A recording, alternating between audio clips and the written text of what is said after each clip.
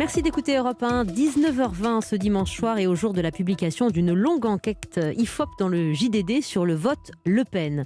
On y apprend que 65% des électeurs restent guidés par le rejet des autres partis, que le Rassemblement national est toujours considéré comme raciste et dangereux pour la démocratie pour 60% des sondés. Bonsoir Nicolas Bay. Bonsoir. Vous êtes député européen du Rassemblement national, candidat au Conseil régional de Normandie pour les prochaines échéances. On en reparlera. Comment réagissez-vous d'abord à de telles conclusions à la lecture de cette enquête ? Il faut regarder toujours les chiffres d'un sondage et ensuite il y a parfois des conclusions un peu hâtives qui en sont faites. En réalité, un sondage n'est jamais qu'une photographie à l'instant T de l'opinion, donc à prendre avec un peu de précaution. Quand ils sont très bons, on a tendance à les prendre avec prudence. Quand ils sont un peu moins bons, on les prend également avec prudence. Quand on regarde de près ce sondage, ce qui est intéressant, c'est qu'on voit bien que cette opposition, l'idée selon laquelle le vote d'opposition ou de contestation serait incompatible avec un vote d'adhésion me semble être une idée fausse. En réalité, beaucoup d'électeurs, notamment ceux qui se tournent vers le Rassemblement national et vers Marine Le Pen, en réalité votent à la fois, c'est vrai, pour exprimer leur opposition totale aux politiques qui sont menées par Emmanuel Macron, mais également par ses prédécesseurs, et en même temps adhèrent clairement à un projet totalement différent. Et d'ailleurs, ce qui est intéressant, c'est que ce sondage de l'IFOP est contradictoire avec un autre sondage de l'IFOP d'il y a quelques jours qui disait justement que, en cas de deuxième tour, les électeurs de Marine Le Pen votent davantage pour qu'elle gagne et pour son projet, alors que 60% des électeurs d'Emmanuel Macron ne voteraient qu'uniquement en opposition à Marine Le Pen et pas du tout pour le candidat Emmanuel Macron. Ça voudrait dire en clair que le vote d'adhésion est plus fort sur le Rassemblement national que sur le président de la République sortant. Sauf Nicolas Bay, que le rejet avec la philosophie anti-système continue à être votre moteur, voire votre éthique au Rassemblement national. Mais c'est ni un problème de moteur ni d'éthique, c'est simplement nous sommes en désaccord profond avec toutes les orientations politiques actuelles.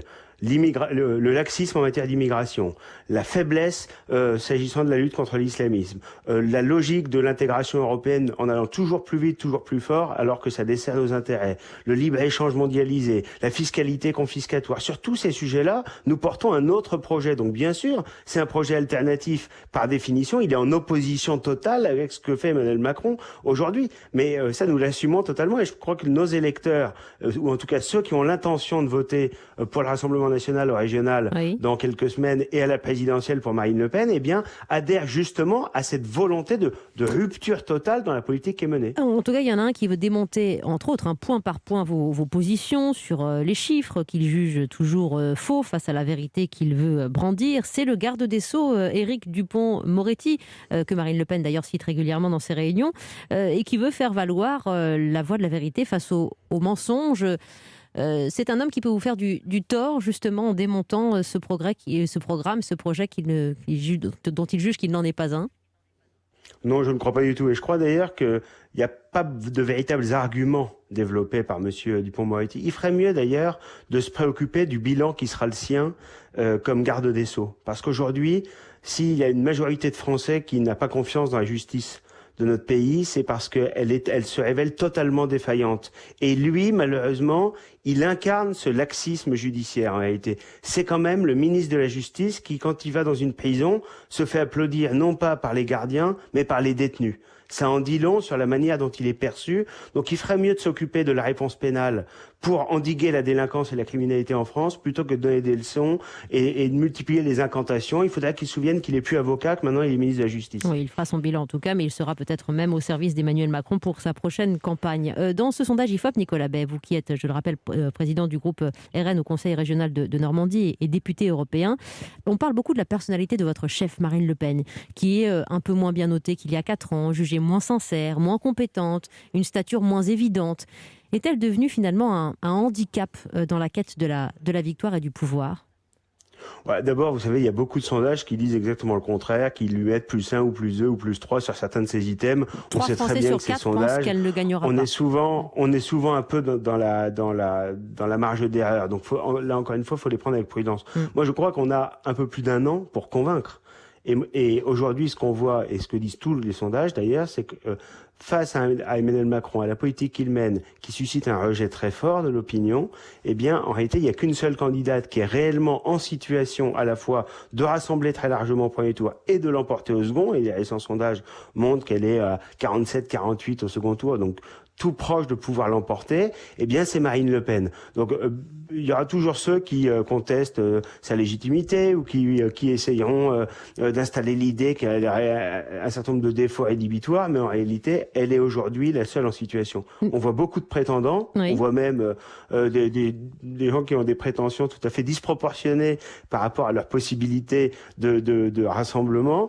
Et on voit par exemple Xavier Bertrand qui s'agite d'un seul coup. Il avait dit qu'il attendrait d'être élu au Conseil régional des Hauts-de-France. Là, il se précipite pour dire qu'il sera candidat en 2022. Sans doute a-t-il peur d'ailleurs de ne pas être élu à la tête du Conseil régional des Hauts-de-France. Voilà. Ce qui ne vous plaît pas, Nicolas Bay, avec la candidature de Xavier Bertrand, c'est que finalement, il est en train de casser le match annoncé que vous venez de citer d'ailleurs, hein, Emmanuel Macron, Marine Le Pen. Je pense qu'il va rien casser du tout.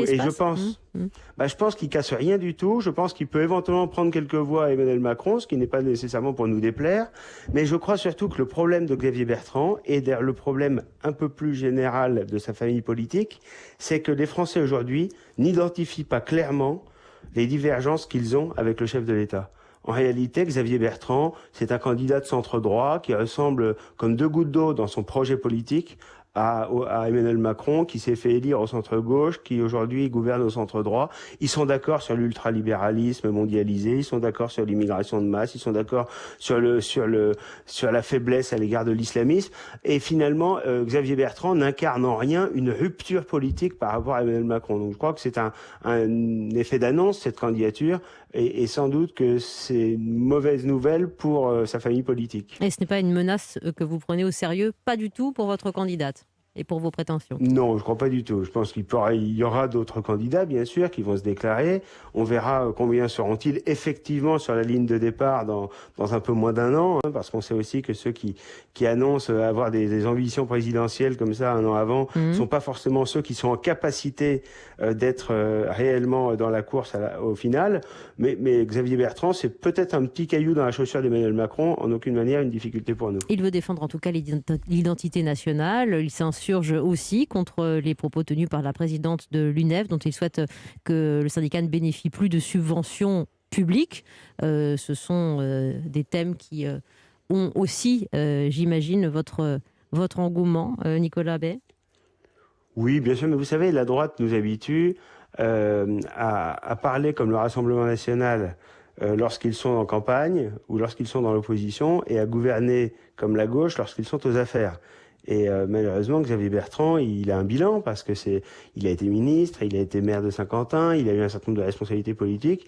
Il n'a jamais été en première ligne, c'est le moins qu'on puisse dire, dans le combat contre l'islamisme, par exemple, dans le combat contre l'islamo-gauchisme. Donc il découvre ça tardivement. Je suis pas sûr qu'il ait une grande crédibilité. Il vaut mieux ne pas avoir de bilan pour vous, Nicolas Bay, pour conquérir le pouvoir?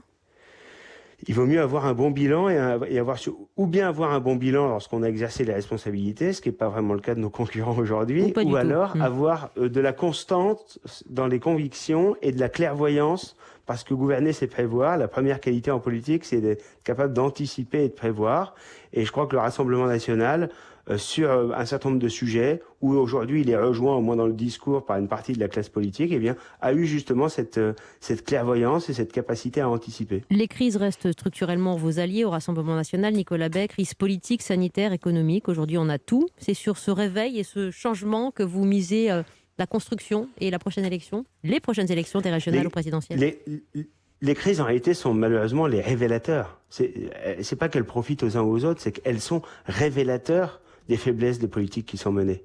En réalité, on a vu avec la crise sanitaire que le fait de ne pas avoir d'industrie en France, d'avoir été totalement désindustrialisé, d'avoir ouvert grand nos frontières, eh bien fait qu'on n'est même pas capable de fabriquer des morceaux de tissu pour se protéger le visage, ou pas capable de fabriquer des médicaments en quantité, ou pas capable de produire notre propre vaccin, alors qu'on est le seul pays du Conseil de sécurité de l'ONU à être dans ce cas. La crise migratoire en 2015 avait révélé de la même manière qu'on nous avait vendu l'Union européenne et Schengen comme une solution extraordinaire. Eh bien on a vu que nos frontières frontières extérieures étaient des passoires et qu'on avait une déferlante migratoire qui pouvait arriver et qui arrive d'ailleurs sur le continent européen. La crise financière en 2008 avait révélé aussi la faillite d'un système d'économie totalement ouverte sans aucune protection. Alors que nous avons toujours défendu l'idée à la fois de libérer, baisser la fiscalité, baisser les charges et les contraintes qui pèsent sur nos entreprises, mais aussi protéger contre la concurrence déloyale. Vous ne pouvez plus et vous ne souhaitez plus sortir de l'Europe néanmoins, en dépit des controverses sur la stratégie vaccinale. Vous qui êtes député européen, donc combattant de l'intérieur, Nicolas Bay? Il faut tout changer dans cette Union européenne, à la fois le fonctionnement, en n'ayant plus les pouvoirs accaparés par la Commission européenne, des technocrates que personne ne connaît, que personne n'a élus, et puis changer les orientations politiques. On a eu un véritable fiasco en matière vaccinale. Après le fiasco des tests et des masques, on a délégué à l'Union européenne, à la Commission européenne, la commande de vaccins. C'est un échec sur toute la ligne. D'abord, ça a été mené dans l'opacité la plus totale. Même les députés européens que nous sommes, on ne peut pas avoir les informations sur les conditions de négociation, sur les tarifs, sur les délais de livraison. Oui. Et on voit aujourd'hui que les délais de livraison ne sont pas assurés, que les pays qui se sont libérés du carcan européen et qui ont fait leurs propres commandes s'en sortent beaucoup mieux que ceux qui, comme la France, se sont mis pieds et poings liés entre les mains de Bruxelles. Nicolas Bay, député européen, vous qui présidez le groupe RN au Conseil régional de Normandie, candidat à ces prochaines élections théoriquement tenues au mois de juin. Merci Nicolas Bay.